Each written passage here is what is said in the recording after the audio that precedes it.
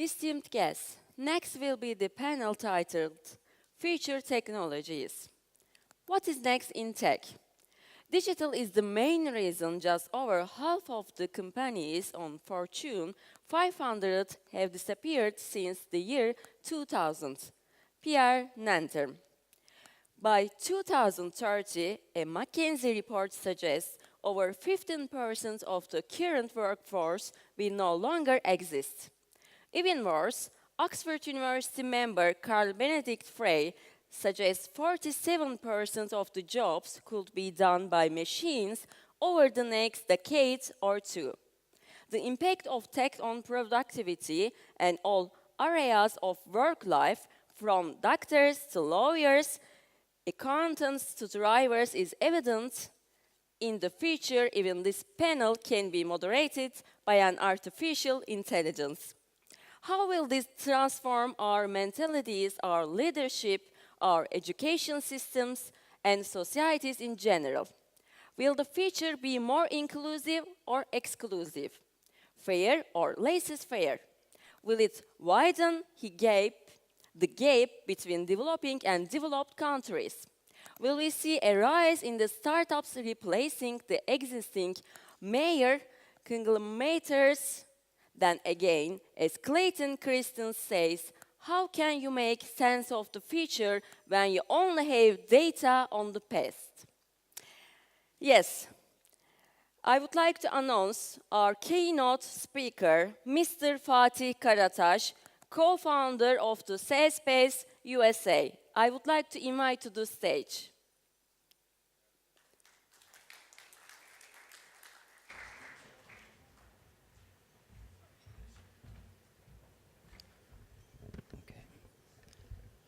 Hi, everybody. Thanks to all of our distinguished guests over here who are interested in hearing about what's next. I'd like to start with a quote. It's been often repeated, but I think it holds truth to this day and is somewhat timeless, in that we tend to, as Roy O'Mara, former head of the Institute for the Future at Stanford University, once said, we tend to overestimate the impact of technology in the short run, and we underestimate it in the long run. And as in the introduction we heard, there's a lot of talk out there about how technology might be taking away jobs, how robots might be reducing employment opportunities for humans, et cetera. But there's the other side to this. I don't think there's a farmer out there today that wishes they could go back to tilling their fields with oxen versus being able to do it with their tractor. So technology, when tractors were introduced, there was opposition to it. People said, we'll be out of jobs. And the same thing with plows and tilling machines. Same thing with textile mills. So we see this kind of fear of new technology recurring again and again whenever it is introduced. And what's important is that as humans, we tend to be resilient and we adapt, and new skills are taught, and people move on and take best advantage of our skill sets as human beings. What we are going to be discussing on this panel, and what you'll be hearing later on with our panelists, will be a discussion and debate around how things like machine learning, artificial intelligence, self-driving cars, how all of these might be impacting us in the long run. You'll hear that self-driving cars will, be putting drivers out of work, but it might be that it'll just take away tedious jobs that today are, you have accidents from people who work too many hours. You have deaths from people who are tired after working 12-hour shifts as a driver. The net benefits to humanity will potentially increase substantially when you have self-driving vehicles that are better at driving than humans and don't make human mistakes. And those same drivers might end up with different skill sets where maybe they're piloting or helping to manage fleets of vehicles. So you'll see things evolving, and you'll see things changing as technology progresses. Some of these changes will not necessarily be as soon as we expect them, and may take a little longer to manifest. But again, the impact might be substantially greater in the long run. And the same with things like cryptocurrencies and Bitcoin. We hear a lot about things like the blockchain. A lot of it is misunderstood currently, but will they put notary publics out of business? Most likely. I mean, what a notary public today certifies that information has been put into the books and it's verified. Blockchain can do all of this, and it can do it much more efficiently and in a more immutable manner, in a way that is not that is more tamper-proof, and so we will see efficiencies arise from technology, but there's also arguments about some of the potential negatives. How do you manage how technology behaves, how artificial intelligence, what authority it's given, and how it can interact with humans. Self-driving cars, even if someone is crossing the road at the wrong place, is it allowed to avoid it if it's going to potentially harm more humans in one direction than in the other? What are the rules that govern it? All of these are things that over time will need to be worked out, and the question will be how that happens. And we will see how some of that evolves over time, whether it's by industry regulation or whether it's by policymakers who end up creating rules, just as many other industries have evolved in similar manners. So I think one of the big questions that will be answered over the next few years is exactly how this evolving technology set plays out in different industries. And I will not take too much time away from our panel. I'd like to keep this keynote very short and brief, and leave a lot of these questions to be answered by our panelists themselves in a discussion type format. Hopefully that'll be more interesting to all of you. Thank you very much. We would like to present an honor gift for you.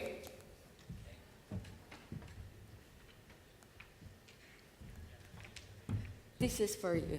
Thank you very much. Thank you so much. Esteemed guests, I would like to announce our moderator is Ms. Ceren Çerçiler, founder of Inside Consul's Vice President Executive Board of the ICP Turkey.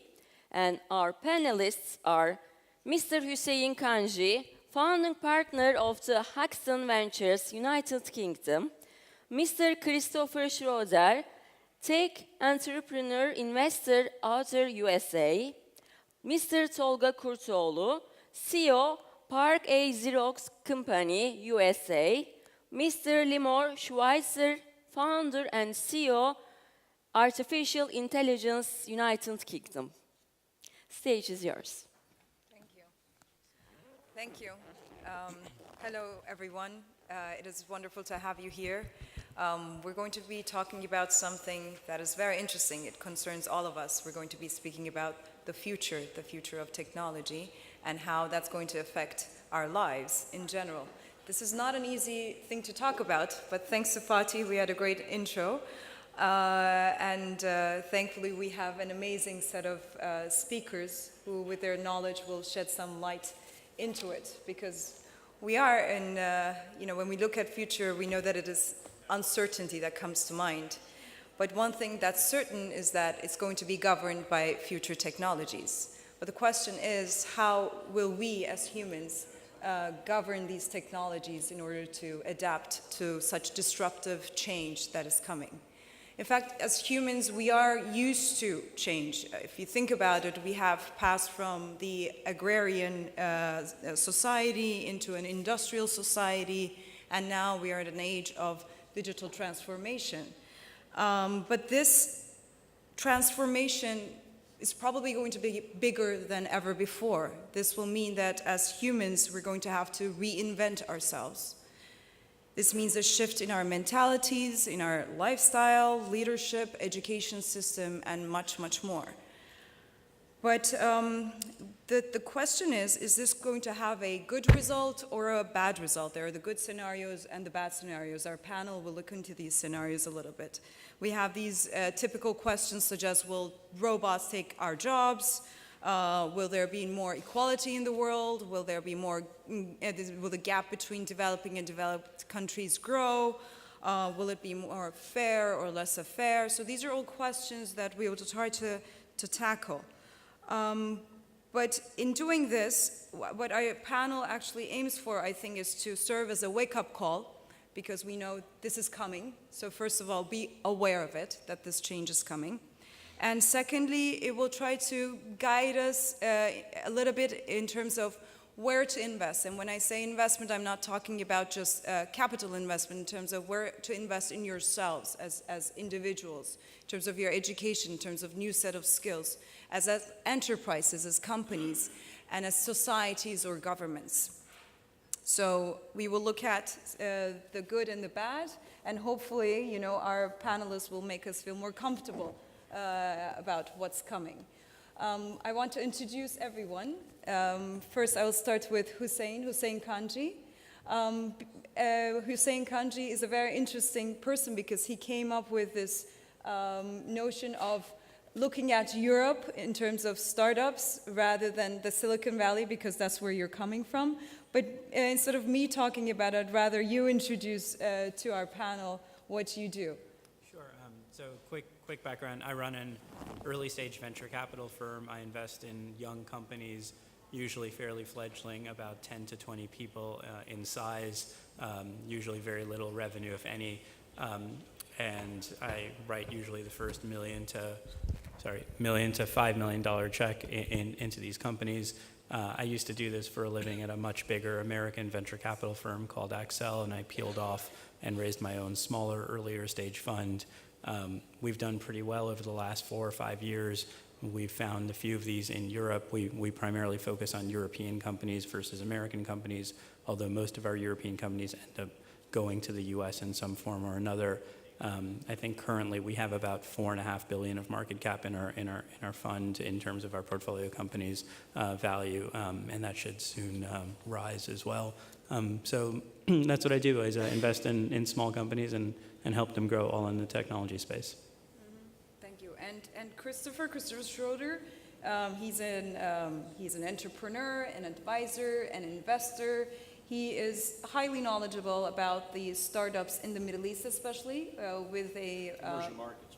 Yeah. Yes, and he's an author of an amazing book called The Startup Rising. Startup Rising. Yes. The Entrepreneurial Revolution Remaking the Middle East. Yes. It's available for holiday season.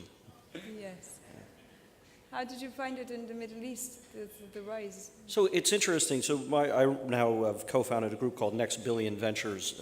Billion would be lovely if it's about the money, but billion is about the people. Billions of people who now have access to computing that they never had before. It becomes almost a cliche to say this, but this device in my hand and your pocket has more computing, significantly more computing power in that one device than all of NASA had in 1969 to put a man on the moon. And now it's in the hand of 60, 70, 80% of people. And what is happening, I think, bottom up, is just unbelievable in terms of people innovating in interesting ways, solving problems in their backyards and their regions, which can go even broader than that. So it's just a very, very exciting time to do it. My first lens on it was in the Middle East. I went to the first major gathering of Arab startups there back in 2010 called Celebration of Entrepreneurship, and it really hit me like a 2x4 that there were 3,500 young people who came from all over the Arab world and also from Turkey to show these amazing innovations that they were doing overall. There's a 3,500 person waiting list, and I realized literally within 2 hours of being there, there's something phenomenal is happening not just there, but anywhere where this happens now. So Next Billion Ventures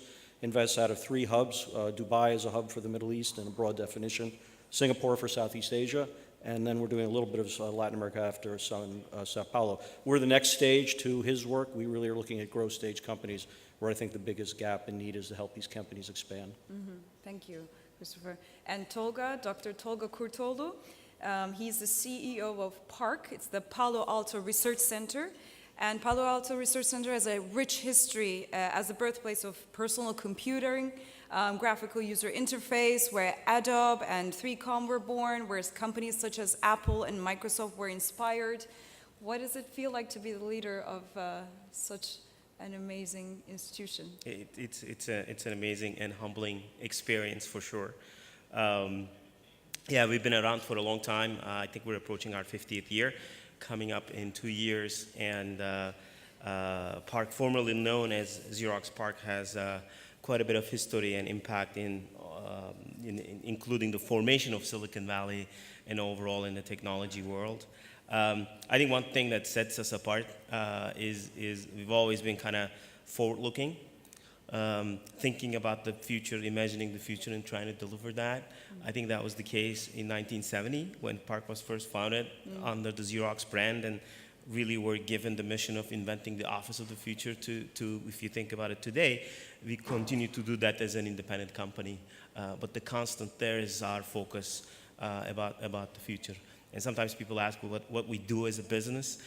There is a formal and a shorter definition of that. Essentially, we're a business which provides innovation, strategic innovation partnership, R&D, technology commercialization, and IP licensing services to a growing network of government clients, private sector clients, startups, Fortune 500, Global 1000 companies.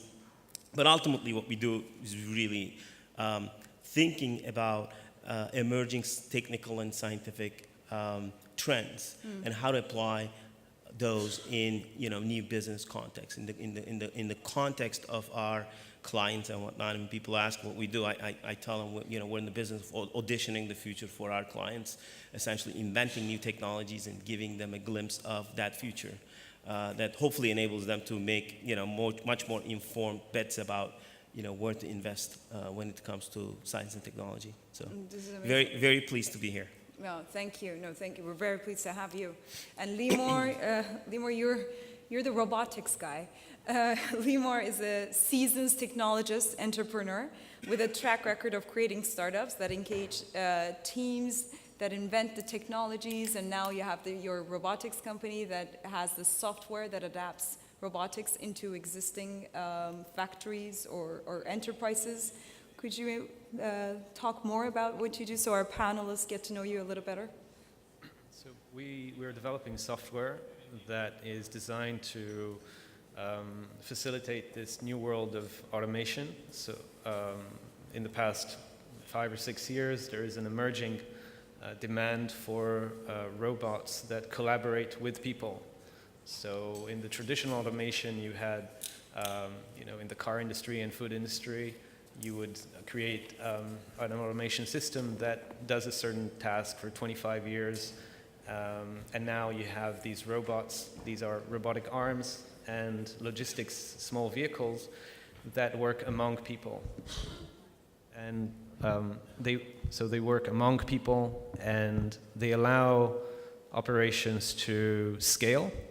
And rather than replacing people, it helps people do things more efficiently.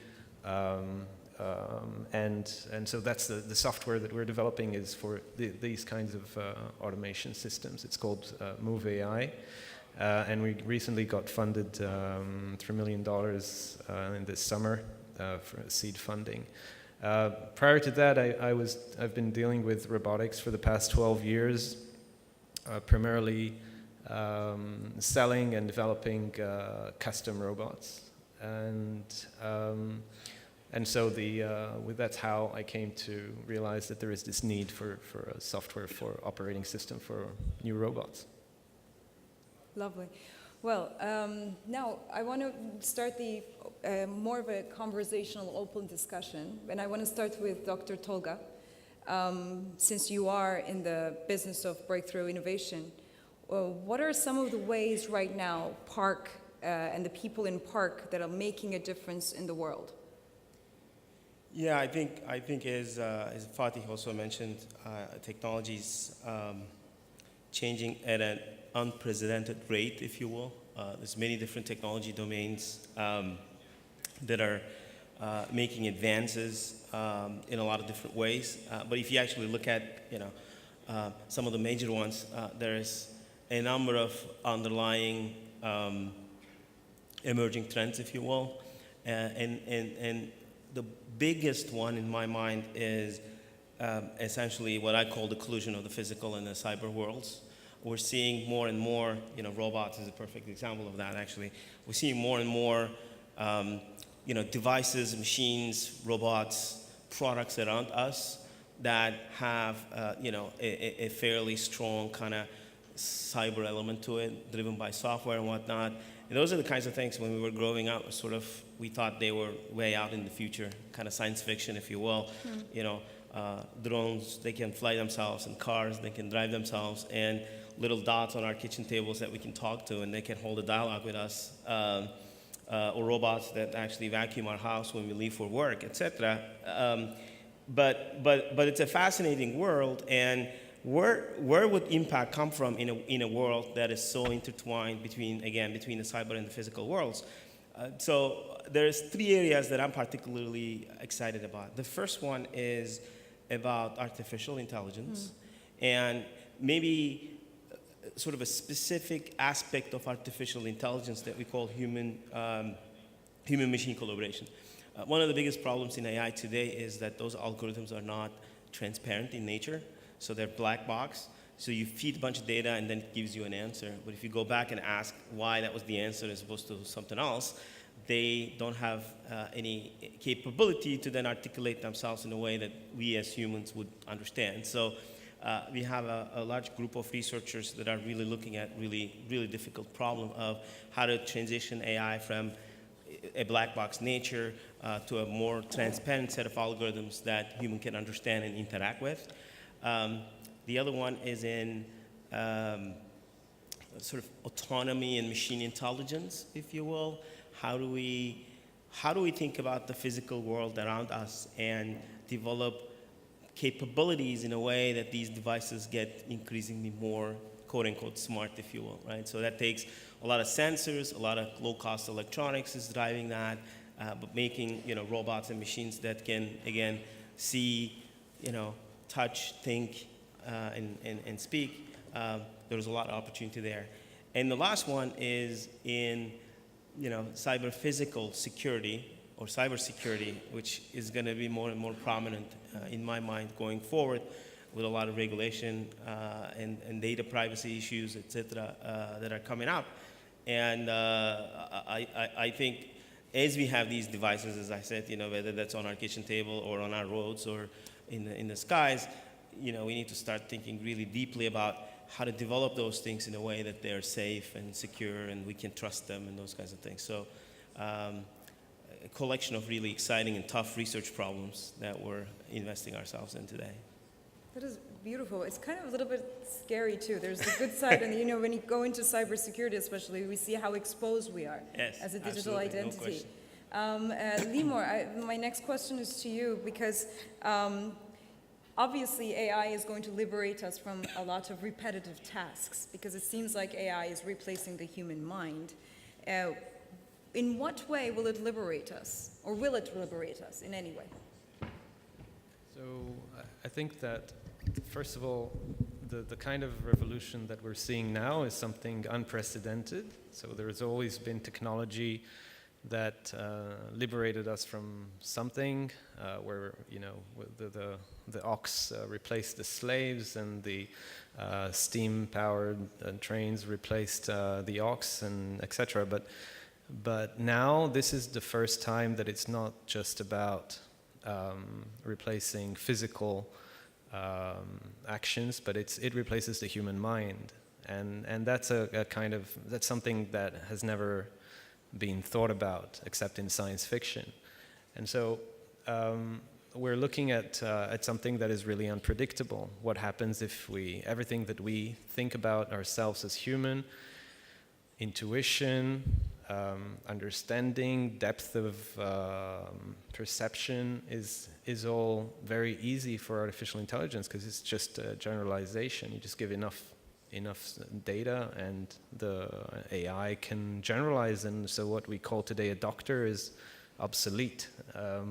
If we look at what we call today creativity, it's already being there are a lot of experiments that are, a lot of your spam email was generated by AI. And there's songs, there's art, there's a lot of stuff. So we're looking at something which is a paradigm shift in how we perceive human intelligence. In my particular area, we're replacing people in factories or people in logistics operations. And so there, it's a bit less dramatic because the kind of work that they're doing is not really something that they're necessarily proud of, and they are so the robots are doing the physical labor that is not really a lot of fun. But when it comes to artificial intelligence that replaces what we call creativity, that's something pretty dramatic. I think that going forward, we have to think about AI as something that we need to endorse. Eventually, it will help us to deal with this world in a better way. I can go on for an hour. Yeah. Well, it seems like we're going to have to question what is the human, what is our use, and it seems like then this digital revolution is bigger than the previous ones we've seen. Christopher, is it bigger than the Industrial Revolution, this current one? I don't know what the denominator is to think about what is bigger or what is smaller. In terms of change and in terms of... I understand that. But I mean, the profoundness, because, what's different about this, I think is such an interesting question overall. And I think Lemur captures this very well in saying that what is really different about this is you've got the opportunity to really kind of replace the human mind in a different way. And I think that is really without precedence. I think the other thing without precedence is just the speed of the change. And it's one thing to talk about the disruption that happened when agriculture became industrial, and you think over 50 or 60 years, or whatever the time frame was, it was what it was. First of all, I think we forget how much trauma happened in that 50 or 60 years. But now we're talking about changes that are going to have amazing ramifications, in a decade or less. And so these are two fundamentally different things. But for me, that doesn't take away one iota from the power and the enthusiasm that we have about them. And it's particularly in the case of what I'm seeing in emerging markets, because very often when we have discussions about technology like this, people think that this is something that's fundamentally being driven by Silicon Valley and maybe the West, or now, of course, China, which interestingly enough, Silicon Valley does not talk anywhere near enough about. But what's happening there is incredible. But I had to tell you, there's not a market I'm in right now, and I am in the Middle East, and I'm in Southeast Asia, I'm Latin America, where I'm not surrounded by young people who are completely sophisticated in thinking about the ramifications of blockchain and AI and other technologies, because for them, they're living in societies which are underbanked, they don't have great access to health care, they want transparency in transactions, they are sitting on unprecedented data sets, they know more about whatever product or service that they're creating in their market, about their market. They literally, there's one company in Africa that I've invested in which has much better understanding of the economy of Kenya than the government does because of the data of transactions that it has overall. And so there's this opportunity in this where a lot of people are saying we can now leapfrog the challenges we have. We can enter the 21st century at a great speed. So as Fatih said, I think quite well, of course there are challenges and there are major differences from what came before, but we're also unleashing something extraordinarily hopeful that if we were sitting in this room even 3 years ago, we could not be talking about that potentiality. And I think that is also valid for the startups, Hussein, right? You've been watching the startups in the Silicon Valley and now in Europe. How do you see the rise of the startups? People forget, and because we just take it for granted, but if you take a look at your iPhone, your Android, these are only about a decade-old products, right? The iPhone came out in 2007. It didn't release the App Store until 2008. So it's only been about 10 years, and we now take them for granted. The other thing that we've seen dramatically change is the pace of information, or the flow of information, has effectively become very global and very rapid. So everyone in every single market all over reads basically the same set of stuff globally, except for maybe China, which reads everything from the West, and nobody from the West reads anything that's in China because it's in Mandarin. So there's a little bit of a discontinuity there. And as a result, you're starting to see companies emerge from all over the world. You know, I focus on Europe, but you're starting to see the same exact thing happen in the Middle East and Southeast Asia. And because they're getting access to transparent information, and because these technologies are in our pocket and it's so much more democratic, you're starting to see a bunch of these companies start to emerge and become very large and very valuable very quickly using this and scale, given that we all have, you know, what is a significant computational device, you know, carrying around with us, you know, that the number of just users who have access to technologies, it gives you a really big denominator in terms of an addressable market. So you know, we're pretty bullish. The challenge, I think, you know, going back to an earlier question, is I think, you know, I don't think regulators and governments and society knows how to deal with this just yet, and the pace of change is just too fast. And if you know, the one big criticism that I see of regulators is our industry is largely an iterative industry. In other words, we ship a product. Again, nobody remembers this, but the very first version of the iPhone, they did not believe in applications on the phone. They really made a very big push towards you trying to use Safari and use a browser in order to access things. And they learned very quickly within a year that wasn't the right medium for conveying information or getting information. And they switched over to becoming an application-centric economy versus a web page-centric economy. So our industry largely builds on the fact that we do things. Some of the things that we do, unfortunately, break. They break other things, and then we go back in and we patch it and we fix it and we make things get a lot better. If you think about the way governments ship products, you know, which is their product being a regulatory framework, they're largely not iterative. What they do is they ship something and then it sits there for 5 years or 10 years or 20 years and is manifested, you know, as a piece of legislation that hasn't been updated. You know, the single biggest thing in Europe, which I constantly gripe about, is, you know, Europe, I think, has the large thesis, the correct thesis, which is consumer privacy matters. You should be able to control your own data. They enacted 2 pieces of legislation, one around cookies and one around personal data in the form of GDPR. And now every single website that I check has this really obnoxious, you know, big banner that I have to click accept before I can read anything.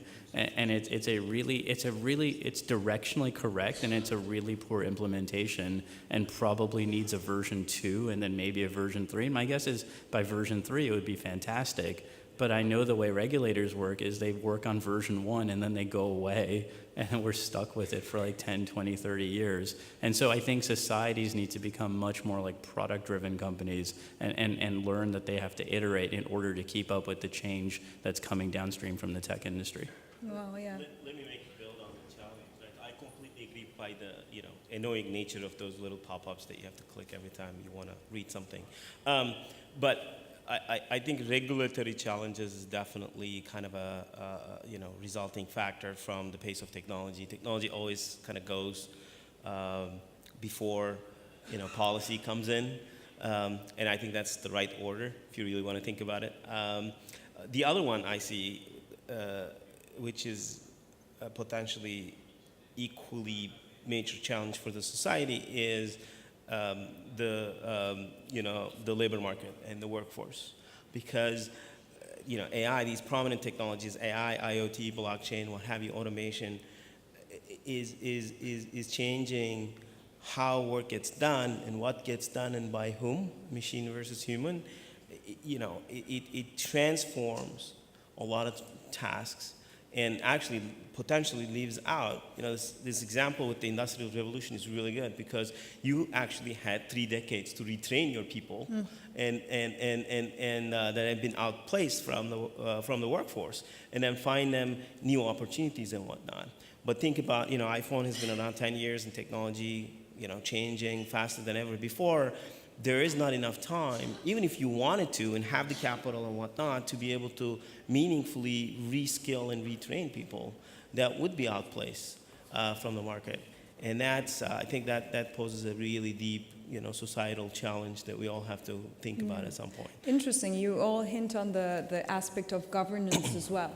Yes. And so there's going to be a shift in the way we govern, not just, you know, as companies, but as societies as well. And I think, Christopher, you have this great message that you give out there concerning top-down and bottom-up kind of management or governance and the difference between it.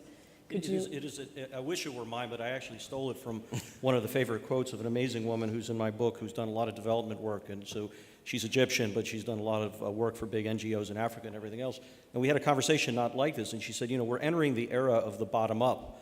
And what she means by that is because of this diffusion of technology, because everyone has technology, everyone now has an ability to have essentially all of human knowledge at their fingertips, essentially for free, which means they can actually solve problems in their backyard and actually have ramifications on the problem solving for the very issues that matter to them because it's in their backyard, and that's a totally empowering thing.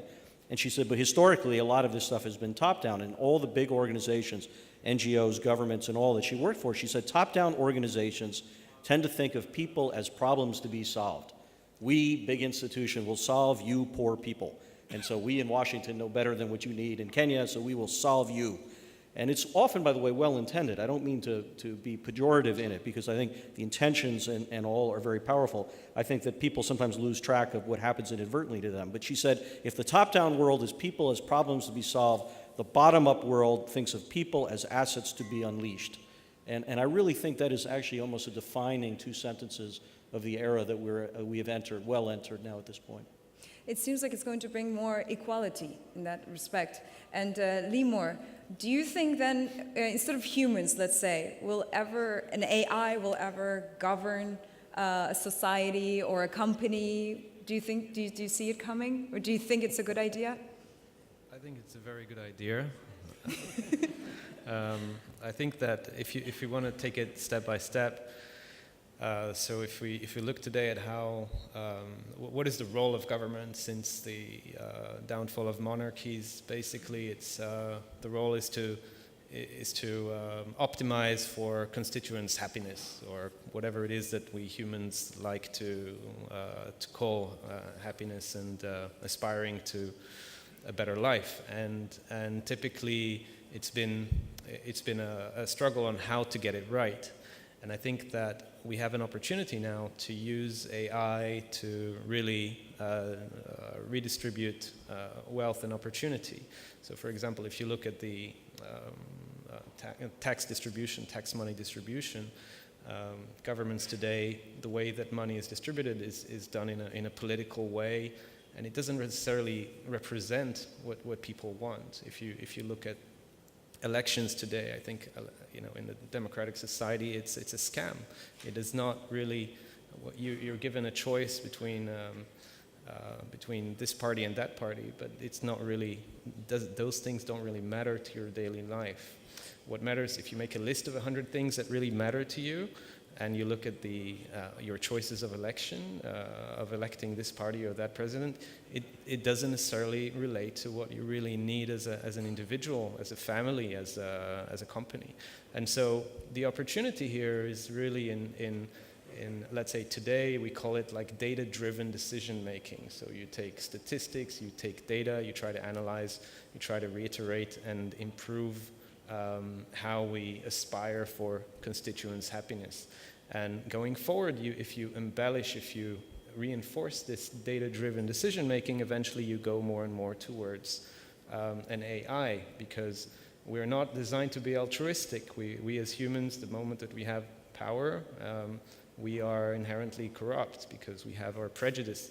And so the AI allows us to create this prejudice-less decision.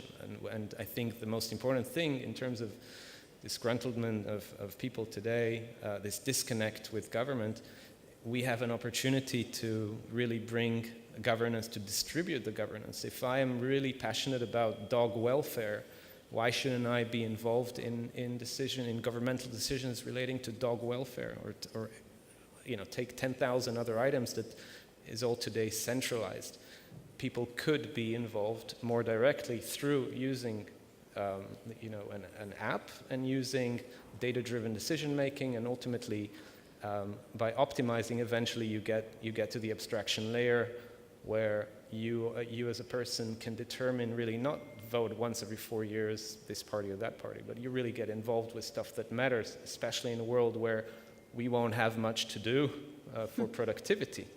And so we will have much more time to elaborate on that and learn and be a lifetime learner. I think that's where the utopia is basically aspiring to be a lifetime learner. Well, that means that we're going to have to shift in terms of the education we're going to receive and the sectors that we're going to look into as well. What do you think, Hussein, are the future sectors that are going to be more prominent compared to today? And how do you think, like, because the economics of scale take time to kick in, right? But once they kick in, there's going to be this disruption. How do you think businesses can mitigate or governments can mitigate that change? I mean, quite honestly, it's really hard, right? I mean, I think the pace of change is very fast, and I think we don't have the ability to retrain people in the cycle that the change produces. Like, it's almost inevitable within the next decade, or maybe 2 decades if you want to be a little bit longer, that we're not going to have truck drivers anymore. And that's a huge source of jobs, at least in the United States. We're very likely to not have any retail workers at checkout. We're already starting to see the beginnings of this, right, with machines that allow you to do self-checkout. They're clunky and they're bad, and many of us still prefer using a person because they fail half the time. But that's, you know, within the span of a decade, you know, it's pretty easy to imagine that those become much better, and then all of those employees who are unfortunately the lower skilled employees in our economy, right, and those are the kinds of jobs, it's not going to be that easy to put them through computer science classes or technical vocational programs and retrain them and make them productive. So I think we're going to have 1 or 2 cycles of an underemployed and maybe even an unemployed workforce, and I think this is just a matter of time, right? At the same time, I think we're ending up in a production of companies where it's a very small handful of people that you actually need these days to make a big impact, right? If you look at the making of a Snapchat or an Instagram or even a Facebook, right, you're not talking about hundreds of thousands of people. In some cases, you're talking about tens and maybe hundreds of people. And then if the company's scaled, there may be a few thousand people. They're small companies, and they're making massive impact, right? So the value really accrues not to the labor, right? When you saw the Industrial Revolution, you saw a huge percentage of the population get employed. Maybe they weren't making the same amount of money as the folks with the capital, but they were still being pulled up. You know, right now you're seeing a scenario where it's a small group of people where the wealth accumulates, and it largely accumulates to the providers of capital, not to the providers of labor, because there's just simply not that much labor. At the same time, all the benefits that we get as consumers go way up, right? Because if you look at quality of life today, even compared to quality of life 20 years ago, let alone 100 years ago, we're significantly better. So we don't want to give up these things, but we know we're going to cause a wider income disparity between people, and we know we're going to have a population that's going to be, you know, largely unemployed or underemployed. You know, these are huge policy implications, and the biggest worry that I have is today, if you look at the smartest kids that are coming out of Oxford or Cambridge or Stanford or Harvard, they're not going into policy. Why would they, right? The scale of impact that they have access to says go build a company or go work for a company that's going to change the world. Don't go into government where you're going to be a slave to someone for 20, 30 years and try and rise up, right? You see very few technocratic folks in their 30s and 40s, you know, in senior leadership positions in government.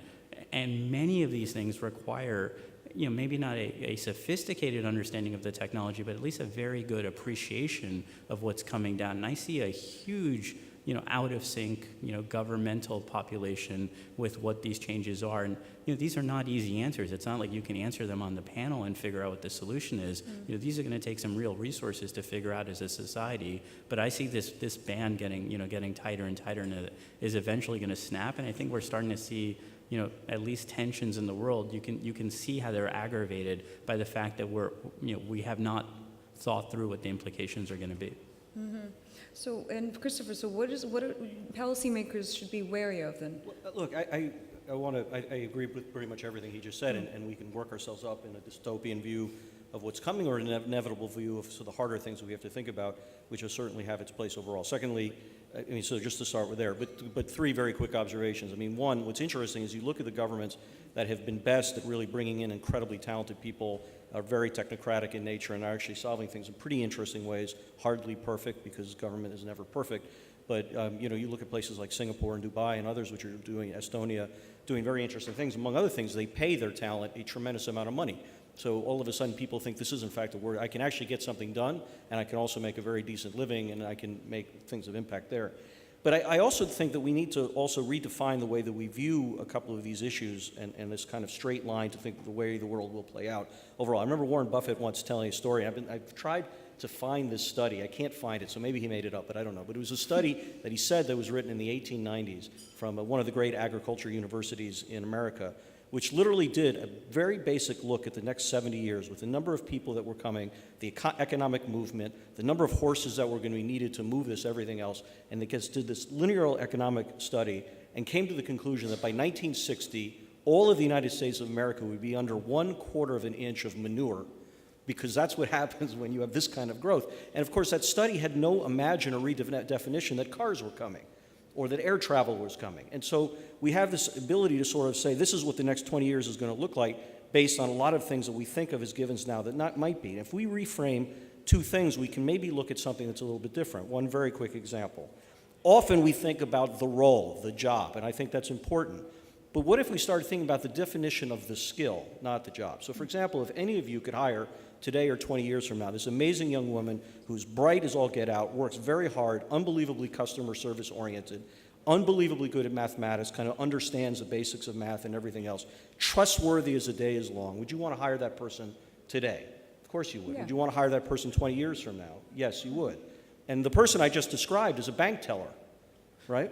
Now, bank tellers, I don't think are going to be a big growth opportunity in 20 years. So someone just told me recently that there are actually more bank tellers today than there were 7 years ago, which I don't know what that's about. But what I can just say, again, is you think about the skills and the kind of personal integration as opposed to the role in and of itself, there may be some encouraging ideation that you can have over this. Second example, there's this amazing dude in South Carolina, which probably none of us have heard of, who is the head of business development, not South Carolina, for Mississippi. And he's sort of at a central casting of what you kind of think of. You know, he's kind of a down-to-earth guy, wears blue jeans, everything else. He was brought into this job, literally, they were told, the governor or whatever said to this guy, I want you to come in here, and I want you to figure out how we can have more movie theaters across Mississippi in our small towns, because we can't figure out anything else we can do. And he said, movie theaters, that's the craziest thing you've ever heard of. We need to really deconstruct the problem and rethink it differently. Because what was happening in some parts of the state is big poultry manufacturers and kind of groups like that were leaving to go elsewhere. A lot of jobs were replaced. He said, okay, I'm never going to bring poultry back to this area of Mississippi, but what I think I could do, if I do it with the right money and the right tax incentives and the right talent that I recruit elsewhere and pay well, is I could actually make this a bastion of the future of manufacturing. And what ended up happening, little known, in about a 7-year period, is that these jobs were fundamentally replaced not by one massive plant, but a whole bunch of light manufacturing, tech manufacturing companies, each of which had about 1/10 of the employees. And what's interesting is when they interviewed the employees, they said, you know, over a year, I was plucking chickens, and now I've got these basic tech skills, and I'm learning to do other things, and by the way, I'm making twice the amount of money that I made before. And so I'm not saying that there is an outright solution there that can be replicated anywhere. All I'm saying is that if we stop and rethink some of the ways that the challenges are coming, we can actually come at it not by merely replacing what we had in the past, but redefining the kinds of approaches, not just the technologies and not just the jobs, but the approaches to do things innovative for the future. Very good point. It's the approach, not the challenge. And Togo, what do you think is the biggest challenge?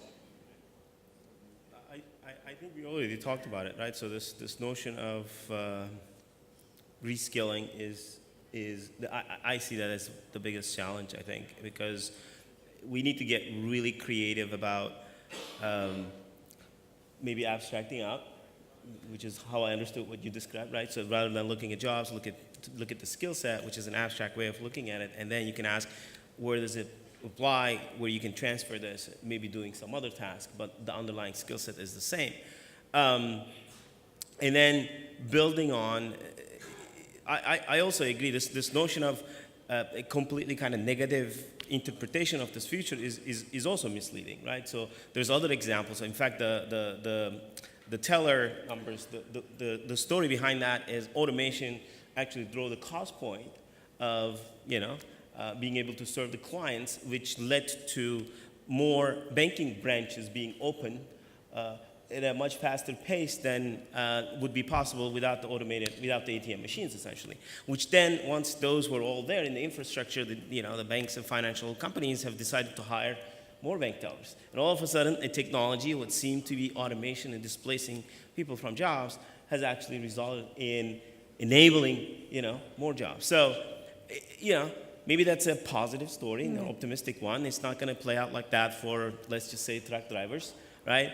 If you want to pick one example. But I guess what I'm saying is, it's not a black and white picture. It's going to require a lot of creativity in really thinking about the problem, breaking it down into pieces, understanding what are the new skills that would be needed in the future, and how you can actually design programs so that you can build and augment existing skills of people. What are some lateral opportunities where you can take skills, apply to a certain task, reapply it in a different task, and things like that. So, I would encourage people to kind of not jump into conclusions in this sort of a black and white framing of the issue. These are non-trivial, highly complex issues with multiple dimensions that requires, different kinds of constituents to come together to drive the right strategy. That includes technologists, technology developers, entrepreneurs, obviously the governments and the policymakers, etc. But it's a fairly complex problem that needs to be solved. Yeah. And Limor, since you're actually replacing the humans with AI, from your spectacle, which skills do you think will remain valid in the future as humans and which won't? I mean, think about, for instance, a doctor. Will a doctor be needed in the future, or will an AI, perform a surgery? Yeah, so I think that anything that's analytical will be replaced. So a doctor, most functions of a doctor are today already replaced. When I go to a doctor, I typically do my research before that, and when I come to the doctor, I'll be surprised if he says anything that is outside of what I already know. However, the nurse, I think, will not be replaced by a robot. I think anything that's humanism related will actually flourish. We see a trend today in the past 30 years of having women more in management position, or I think that trend is actually a reflection of what's things to come, which is a more humanistic environment. Meaning, you have if the analytical stuff is being replaced by artificial intelligence, what remains, and if I cannot do anything useful for you that's worth your money, and that's where we're heading.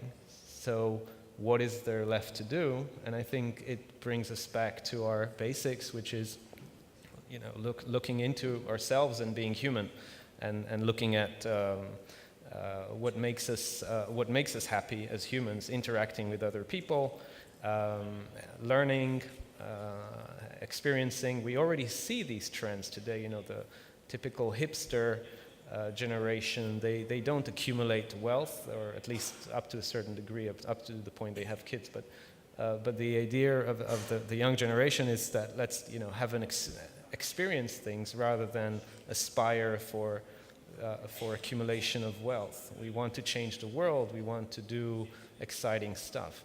And so that's I think with the advent of artificial intelligence, so what we call today productivity, if that is completely replaced, and there's already evidence, like today food production, we wouldn't be able to feed the planet without automation. It just 6 people can produce 1 million eggs per day. So the automation is already there, and it's inevitable. And I think what remains for us is really to explore our humanism rather than going towards old-fashioned war and conquering other resources, which in the end it's like an M&A situation. Ultimately, it's the whole idea of war was essentially trying to get other people's resources. But I think will be out of fashion hopefully soon. And what we should focus on is how do we make it from a personal level, how do I make it more interesting for myself in this world? How do I become a better person? Which is the essence of all religions. It's the essence of being a human. And I think we will have an opportunity to be there and to learn. It's what was in the past royalty was doing. I mean, they were going to debutante parties and writing poetry. We're getting there. So we're going to be all royals in the future? You said, when you put it like, all things that are analytical would be replaced by automation and AI, my mind immediately went to, I thought about left brain people versus right brain people, and good luck to the ones that are, counting on their analytical abilities to get things done, and those of us who are more kind of emotional, which is actually building to your point, right? So, and make decision making based on that. It's sort of an interesting way to think about the problem. I was going to actually add one other thing. So the other piece of this that I think we should think about is the problem, often is posed as replacing jobs, right? So kind of taking jobs away via automation and whatnot. But there is more and more scientific evidence that actually there is a lot of power in putting humans and robots and machines and algorithms together in a truly collaborative fashion. And I mean, there's been studies done on this with chess. Even the Deep Blue beats the human. That's great. Yeah. And they did this competition between the top, automated chess players and AI versus the best human players, and they put humans and computers together, the so-called centaurs, and they completely dominated. Yeah. The outcome, and so we have to also be we have to be humble as humans, but we have to give ourselves some credit as well. There's a certain set of things like experience and intuition and those kinds of things that we're really, really good at. And the underlying theme for the chess example was that humans were really, really good in abstraction and a high-level strategy without having to compute, a gazillion number of different options, and computers can do that really, really well. So this idea of how do we bring humans and computers and algorithms together in radically different but meaningful ways is also interesting, because my prediction about the future, which is always a bad thing to do, but is as much as there's going to be complete displacement of jobs, a lot of jobs will actually evolve into this sort of collaboration, in nature kinds of jobs and tasks that would be somehow split between humans and machines. Going specifically to that and back to healthcare, just a very real world example. So we have a portfolio company in London called Babylon that is trying to reinvent the way a general practitioner would work. And so they have trained an artificial intelligence brain to do a lot of the diagnostic work that you would do with your primary care physician when you first walk into a doctor's office and they ask you, either the nurse or the doctor will ask you a bunch of questions. They had this engine actually go and take the national exam in the United Kingdom, and the passing rate in the UK is about 78%. Our AI on the first pass did 81% on that test. And that's version 1 of the product, right? This will keep iterating and will only get better. We then had a panel of physicians from Harvard, Stanford, Yale, I think Oxford, do a bunch of clinical tests with this diagnostic and tried to trick the engine, right, with hard patients or patient simulations. And we passed all of those with pretty much flying colors. And again, that's version 1, and this continues to improve. Now, what we've done is we've taken that software, it's available on the phone, and you can use it. We've launched it in the UK. We have 50,000 people who are using this, and this is their official National Healthcare Service doctor now. So they're using the engine versus going into a physical clinic. And they also get to do a telemedicine consultation with the doctor afterwards. We've brought the cost of serve. So the old cost of serve for a physician in the United Kingdom was about £50. That's how much it would cost to have a doctor see a patient. We're going to bring that down to about £17. And then we're taking all of this kind of AI and science and not just exposing it to the user, but much more importantly, exposing it to the doctor. So as the doctor is talking to a patient, we're in real time figuring out what the patient is saying with a bunch of speech recognition. We're doing our own statistical analysis to figure out what the diagnostic looks like, and we're surfacing all that information, again, in real time to the physician, so the physician gets to see what the engine thinks, and then use that as another input, another modality to figure out what they should be asking. And all of this iterates, again, like I said, in real time. And then what we're doing is across our patient base of 50,000 users, we're doing a bunch of correlations and finding things. So there's no doctor in the world who'll ever have access to a 50,000 patient user base because they just won't be able to service 50,000 patients. But the computer can, and it can find interesting patterns and again surface this. Now again, this is this company is only about 2 or 3 years old. This is just version 1 of where things are going. I am incredibly bullish about where the future of healthcare is going to end up because I think this combination of humans plus doctors will make I don't think medical services are naturally all that great user experiences or customer experiences. Many of us get frustrated going in. We try and do our own diagnosis. I'm being kind. And I think this fusion is interesting. And just as another angle, there's a robotics company in Cambridge that's probably one of the leading robotics companies, and they help the surgeons do kind of microsurgery things. And these are just things that a surgeon on their own, with the dexterity of their own hands, would never be able to do. So this is the software of the robot being able to take a surgeon's skill set. And it's not that the robots can do the surgeries on their own. That's still too science fiction. But the combination amplifies the surgeon's skills. And we've seen time and time again that humans, when they get amplified, can do a really good job, right? So our innate abilities are actually pretty good. If you enhance them, whether you enhance them with PCs or with technology, you can make the human a lot better. So and what ends up happening is I think the end population benefits significantly. And I mean, this is just such exciting stuff when you stop to think about it, because among other things, you also can increase, as the other folks here have been talking about the panel, the human engagement in the health experience. So the average, I forget what the exact number is, but the average time someone who visits a doctor in America will get 8 to 12 minutes at most out of that doctor because she is running off to the next thing and is jammed in now. All of a sudden, these kind of capabilities not only allow better diagnosis, which of course is more important, better action that you can take, which of course is important, but better human engagement because of the time that's allowed there. Take it to the markets that I'm in. What he's just describing will be global. And that means that literally tomorrow in the Congo, people can have access to the exact same capabilities he just described as anybody could in Istanbul or London or anywhere else. We're already live in Rwanda, and it's funded by the Bill. We're live in Rwanda. It's funded by the Bill and Melinda Gates Foundation. They're rolling us out to Kenya. We've already signed a deal in Saudi, so this is going to be the national provider for digital healthcare in Saudi. We're going into Malaysia.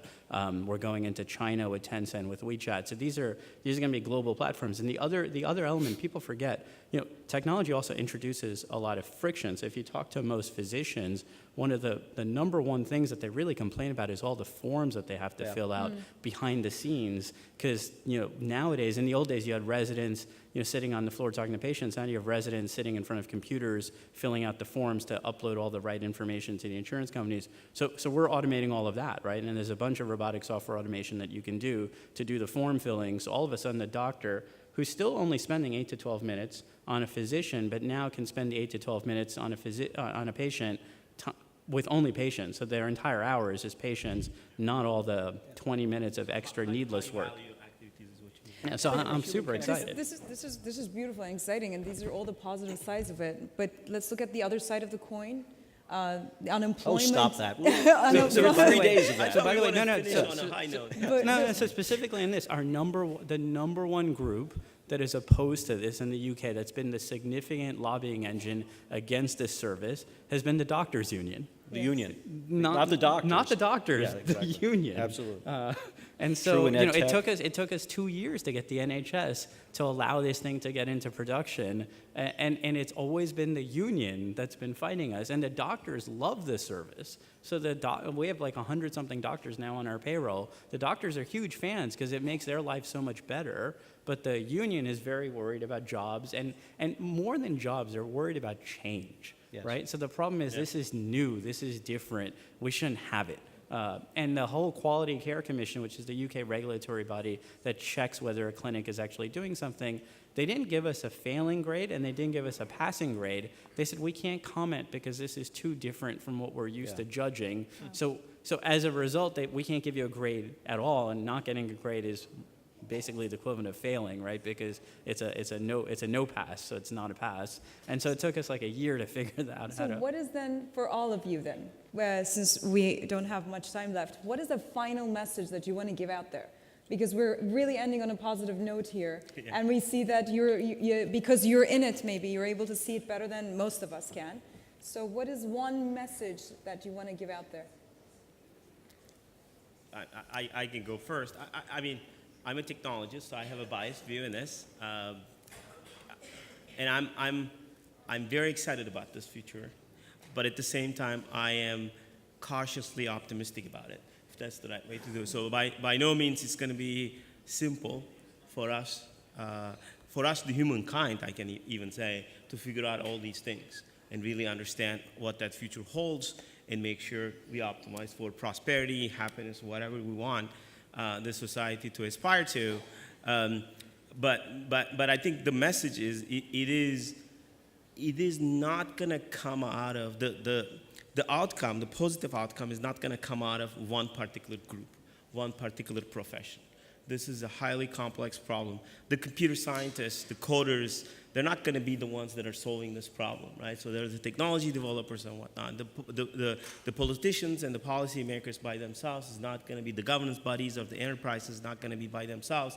It is actually a table where multiple stakeholders and different types of constituents needs to come together, really understand what unintended implications and consequences technology creates for the future and how to actually solve that. And I think the answer to a great extent lies in the human values, in the human value system. And the more we use that as sort of a guidance, the better off we will be. It's going to be complex, but I think we should stay optimistic. Fantastic. Lee Moore. Yeah. I think the biggest hurdle for this kind of progress is people in power. Basically, it's a human tendency. When I hear the term strong leadership, I cringe. So I think we have all these inherent ape kind of history, evolutionary history that we need to kind of renounce to and let go of the union or the small government or the president, and all this stuff really is counterproductive in a world with. Today, you cannot go back and say, okay, we're going to cut off the internet and make it, and make it inaccessible. Everybody has access to information flow, and everybody has today, or in most places, you have access to flow of population and flow of merchandise, and so that is sort of, you can't go back on that. And the next thing is really the people having more and more choice and freedom. And so and AI has the capability of empowering people much more. And the question that we didn't touch on is, universal basic income, or I would like to call it universal or basic standard of living that can be afforded by a government or by a group of people that self-proclaim independence. It can be a city, it can be a multinational corporation, but you can basically afford to give people a quality of life while being a lifetime learner. Imagine, instead of calling you unemployed or let's just hire 500,000 people into the government, instead of say, okay, we ban the term unemployment. We just, you're now a student, until you find something better to do. You're a student, we pay your fees, and off you go. Play tennis, be a student. I think that's affordable. Today, if you look at the inefficiencies in many countries, financial inefficiencies, that could address it, and it's like a societal change. Beautiful.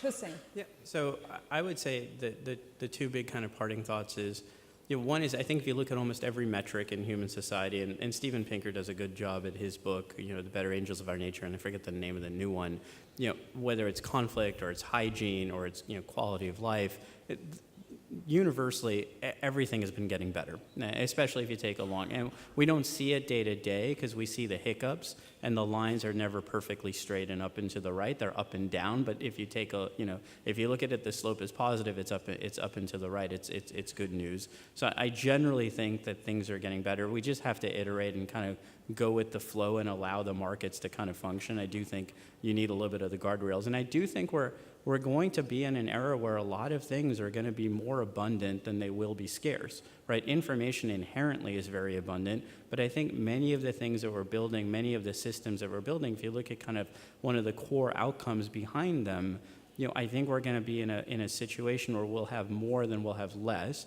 And when you have more, it's much easier for everyone. It's much easier for everyone to benefit. And it's just a matter of time, I think, before we're kind of in a true age of economics of abundance. Christopher? I wouldn't subtract or change a comma of everything these guys have said so beautifully and eloquently. The only thing that I would add is, and probably the only thing that worries me really at all, well, lots of things worry me, but in this context, which is that often there are not conversations like this happening regularly enough. I think, particularly in the United States, the media has become actually almost decidedly anti-technology, and so it tends to jump to the worst-case scenarios in a lot of different things. And I think just the act of being open to conversations like this, to ask these questions, to be engaged day to day with people that we work with, people that we meet, if we have to engage with politicians, and just to have the open conversation about where are the opportunities, how can we think about this differently. Our brains are neurologically wired, this is a research-backed statement, to think that the last 10 years will be what the next 10 years is. And we all know that the next 10 years is never like the last 10 years. And so it takes an act of will on our parts to say to ourselves, something different's coming, it's uncomfortable. Am I asking the right questions? Am I looking for the potentialities as well as the concerns? And I think the outcomes will be quite exciting in that context, but it's pretty infrequent. Thank you. And thanks to you, we have a more hope for a brighter future. And, as you say, we fall for the negative, but I feel like now we can look forward to the future even more so. Thank you very much for all your comments. Thank you. Thank you. Esteemed speakers, we would like to present honor plaques for you, and I would like to invite Mr. Cengiz Özgencil, the founder of the ICP, to present the honor plaques.